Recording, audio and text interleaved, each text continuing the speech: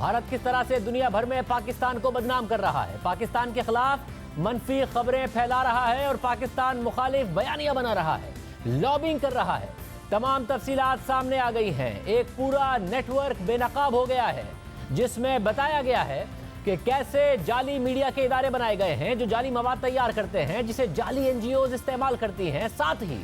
जाली think tank के जरिए लॉबिंग की जाती है और आलमी इदारों, खासतौर पर अक़वाम मुत्तहिदा और यूरोपीय यूनियन पर असरअंदाज हुआ जाता है। और इन सब का एक ही मकसद है और वो है पाकिस्तान के खिलाफ प्रोपेगेंडा करना, भारत के मुखालिफों के खिलाफ प्रोपेगेंडा करना। और इन जाली इदारों की तादाद दर्जनों में नहीं बल्कि सैकड़ों में है और ये इदारे कई मुमालिक में सरगर्म हैं। इस हवाले से हैरानकुन तफसीलात सामने आई हैं जो हम एक एक करके आपके सामने रखेंगे। पहले आपको दिखाते हैं कि हमने आपको 2016 में ये बात बताई थी, फिर 2017 में भी ये बात बताई थी।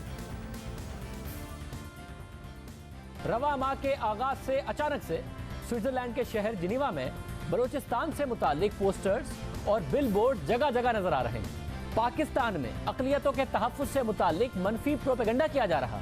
इस प्रोपेगेंडे के पोस्टर्स रक्शों पर और टैक्सियों पर चस्पा हैं और इस मज़मूम मुहिम की टाइमिंग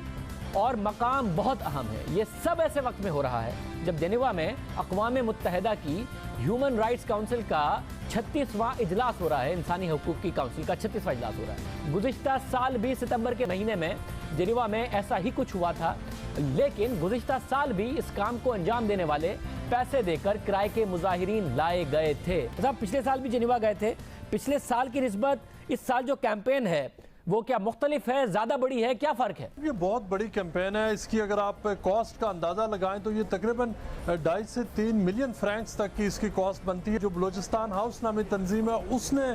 पोस्टर्स लगा रखे हैं जो पाकिस्तान का जो उसकी जो जोग्राफिया जो वहदत है उसके ख़िलाफ़ जिन पर नारे दर्ज हैं। इस तरह की कैंपेन कम अज़ कम 10 साल से मैं जेनेवा कवर कर रहा हूँ। मैंने इतनी बड़ी कैंपेन इस लेवल पर नहीं देखी और ये बहुत मुनज़्ज़म अंदाज में चलाई जा रही है। ये पूरी नई वेबसाइट सेटअप की गई है, नई तंजीमें सामने आई हैं, ये पूरा एक नया जो स्ट्रक्चर है वो सामने आया है। इसके पीछे जो मुख्तलिफ फ्रंट्स हैं, जो लोग इस वक्त इसको फ्रंट कर रहे हैं, उसमें आपको सारे लोग मकामी नज़र आ रहे हैं जो मुख्तलिफ यूरोपियन ममालिक के हैं, जो वाइट हैं वो हैं। लेकिन वो उन सब से जब बात करते हैं तो वो ये कहते हैं कि उनको पैसे दिए गए हैं और वो हायर्ड हैं और ये काम किसी के लिए भी कर सकते हैं। उनके लिए तो ये एक डे जॉब है, वो ये काम पाकिस्तान के लिए भी कर सकते हैं। और अब इस पूरे नेटवर्क को यूरोपीय यूनियन में फेक न्यूज़ यानी झूठी खबरों के हवाले से काम करने वाले तहकीकाती इदारे EU डिसइंफो लैब ने बेनकाब किया है, जो गुज़िश्ता साल जारी होने वाली तहकीकाती रिपोर्ट का तसलसल है। रिपोर्ट के आगाज़ में बताया गया है कि गुज़िश्ता साल हमने 65 मुमालिक में 265 जाली मीडिया के नेटवर्क का सुराग लगाया था जो पाकिस्तान के खिलाफ मनफी मवाद तैयार करता था। ये नेटवर्क उन मशकूक किरदारों ने बनाया जो यूरोपीय पार्लियामेंट के जाली मैगजीन EP टुडे के पीछे थे। ये मैगजीन 2006 से ब्रसल्स में फाल था। ये खुद साख्ता मैगजीन यूरोपीय पार्लियामेंट के अराकीन और दीगर सियासतदानों के लिए एक ऐसा प्लेटफॉर्म था जहां वो अपने ख्यालात का इजहार कर सकते थे, खासतौर पर ऐसे ख्यालात जो भारत के मुफाद में और पाकिस्तान के खिलाफ हों। उनमें कुछ यूरोपीय अराकीन पार्लियामेंट और दीगर सियासतदान अक़वाम मुत्तहिदा के साइड इवेंट्स, प्रेस कॉन्फ्रेंसेस और अक़लियतों के हुकूक के इदारों के मुजाहिरों में शिरकत करते थे, जिनका इनेकाद यही मशकूक किरदार करते थे। रिपोर्ट के मुताबिक तहकीक में ये बात सामने आई है कि द टाइम्स ऑफ जेनेवा नामी एक जाली मीडिया और उसके साथ मुबैना तौर पर जेनेवा में काम करने वाली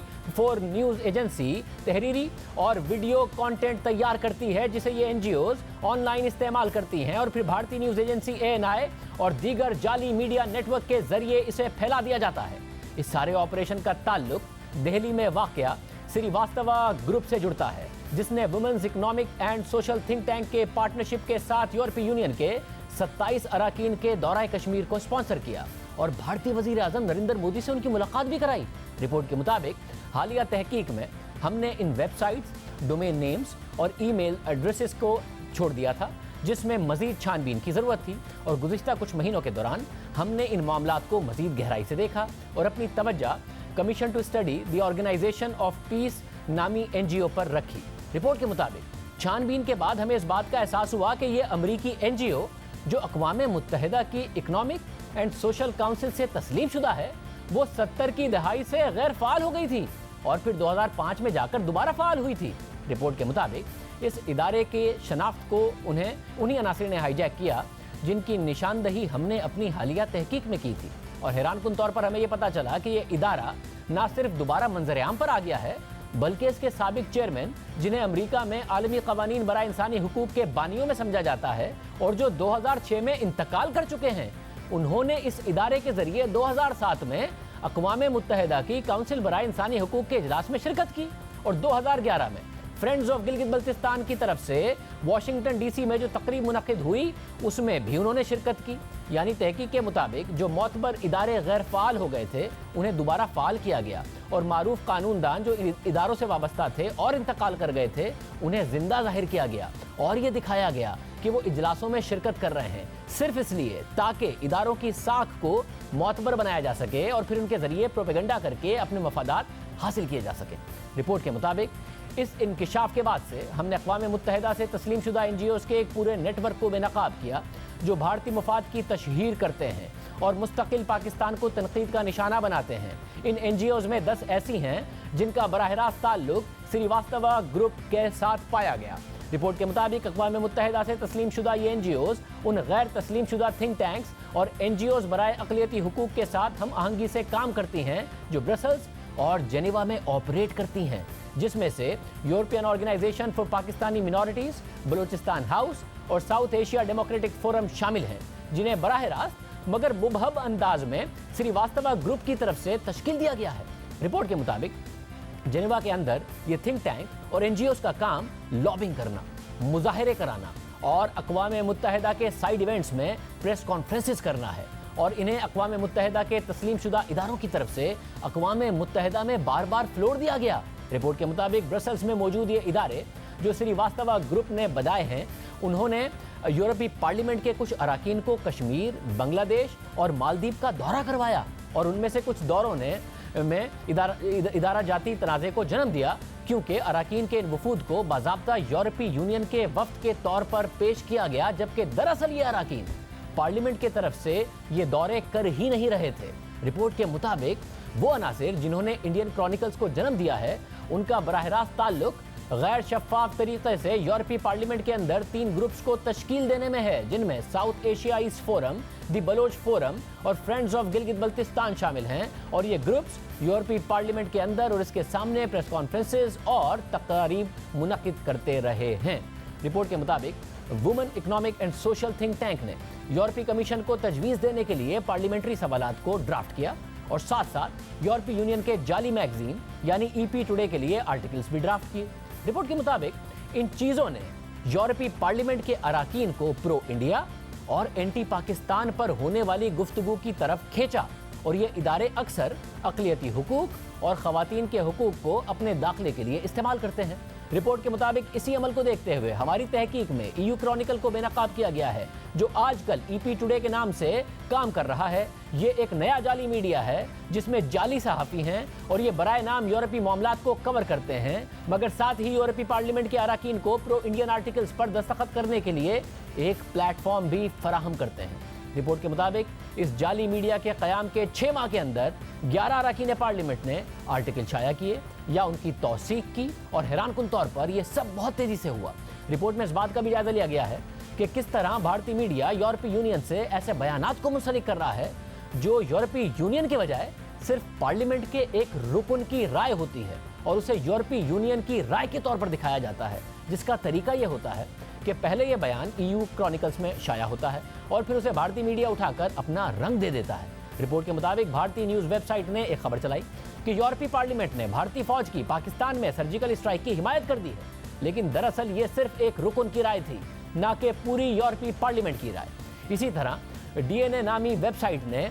खबर चलाई कि यूरोपीय पार्लियामेंट ने पाकिस्तान से मुताल्लिक कहा है कि भारत में दहशतगर्द चांद से नहीं आ रहे, लेकिन दरअसल ये सिर्फ एक रुकन का बयान था। रिपोर्ट के मुताबिक इसी तरह DNA नामी वेबसाइट पर खबर चलाई गई कि कश्मीर में यूरोपीय यूनियन के वफ्द ने कहा है कि जम्मू कश्मीर में ज्यादातर दहशतगर्द पाकिस्तान से आए हैं, लेकिन दरअसल ये यूरोपीय यूनियन का सरकारी वफ्द ही नहीं था जिसने ये बात की। रिपोर्ट के मुताबिक EU क्रॉनिकल में जो आर्टिकल्स छाया होते हैं उन्हें सिर्फ एक ही जरिए से कवरेज मिलती है और वो जरिया है इंडियन प्रेस एजेंसी का, जो अक्सर इन आर्टिकल्स को आज़ाद मीडिया या EU क्रॉनिकल के नाम से शाया करती है और उनकी रीपैकेजिंग भी करती है। रिपोर्ट के मुताबिक ANI, जो भारत की सबसे बड़ी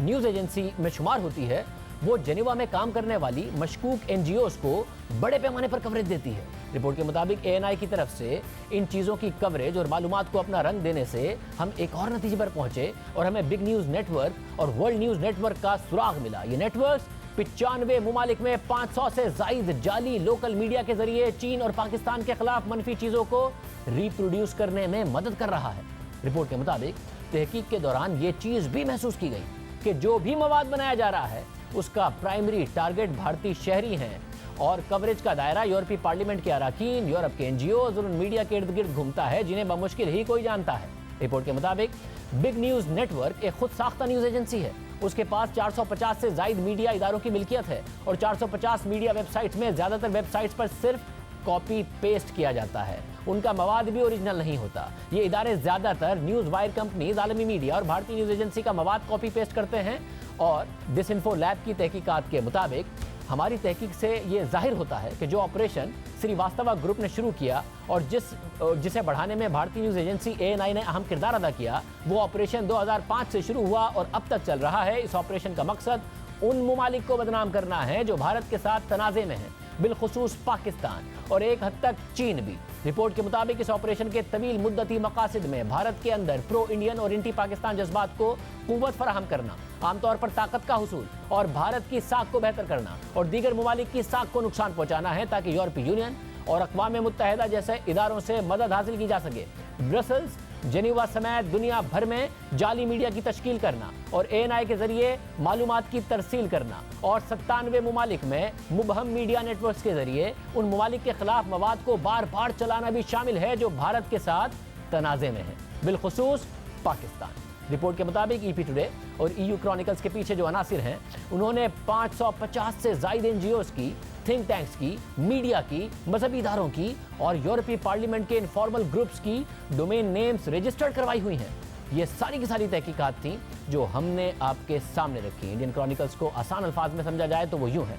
कि यूरोपीय अरकान पार्लियामेंट से लॉबिंग करवाई जाए, मशकूक थिंक टैंक्स बनाए जाएं, अक़वाम मुत्तहिदा की गैर फ़ाल NGOs को दोबारा फ़ाल दिखाया जाए, जाली मीडिया वेबसाइट्स बनाई जाएं और मामलात और तनाज़ात को अलग रंग देकर कवर किया जाए जो भारत के हक़ में हो और उसके हरीफ के खिलाफ हो। फिर इस कवरेज को भारत की न्यूज़ एजेंसी के जरिए कवर किया जाए, फिर जाली लोकल मीडिया वेबसाइट्स इस कवरेज को कॉपी पेस्ट करें और फिर भारतीय न्यूज़ एजेंसी इस कवरेज को मज़ीद कवरेज दे और इस तरह झूठ हर जगह फैल जाए। साथ ही तहकीकाती एजेंसी ने अपनी रिपोर्ट में यह वजाहत भी जारी की कि हमारी तहकीकात पाकिस्तान में इंसानी हुकूक की सूरत हाल पर एक फ़ैसला नहीं है और ना ही इसे पाकिस्तान में अक़लियतों की तहरीक को मजरू करने के लिए इस्तेमाल किया जाए।